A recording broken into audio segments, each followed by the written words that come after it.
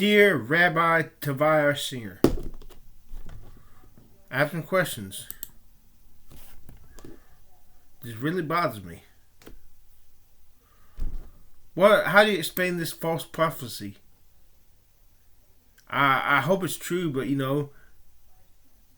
about Egypt being desolate for 40 years.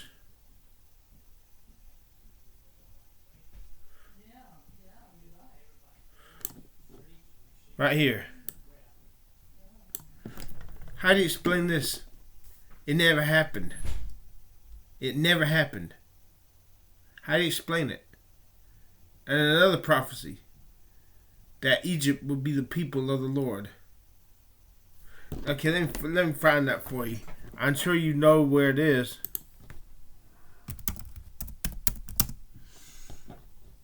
I'm just going to... There's a place in the Bible where it says, Egypt shall be my people. But how do you explain this? Added to this distress, how do you explain the false prophecies of Tyre and Sidon? Those prophecies did not happen. It was said they would be destroyed and never be around, never come back again. A simple Google search will show you that Tyre and Sidon are still in existence today. Now I can understand this prophecy right here. There's also another prophecy that until the Gulf War was a false prophecy. For behold, I was raised and caused to come up against Babylon, an assembly of great nations from the north country, and they shall array themselves against her. From thence shall be from there shall she be captured. Their arrows shall be like those of an expert warrior. None of them return in vain. In other words, if taken literally, every arrow shot would hit its mark. And we know that Babylon was captured by the Medes and Persians. Okay? And that was not in the North Country. But, come to Gulf War, Saddam Hussein said Iraq was the new Babylon. He was boasting, he was the dictator of the new Babylon. And what happened? North America,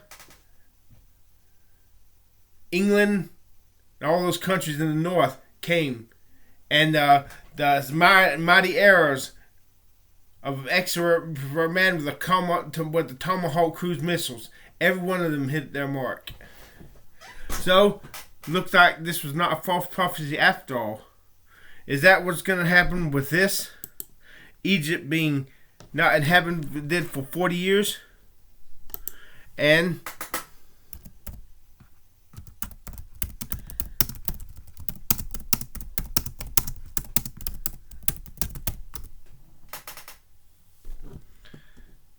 okay, let's find.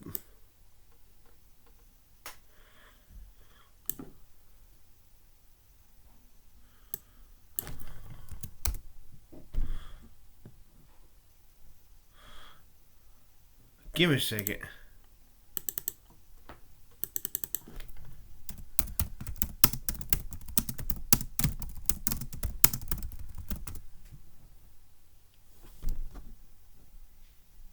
Here it goes. Lord Almighty. Well, let's read the King James first. It says, everybody is more familiar with that. When whom the Lord of hosts shall bless, saying, blessed be Egypt, my people, and Assyria, the work of my hands, and Israel, mine inheritance. How can this be true? Assyria was destroyed. God never said Assyria, the work of my hands. Is he going to bring Assyria back? And Egypt was never called the people of God. How do you explain this?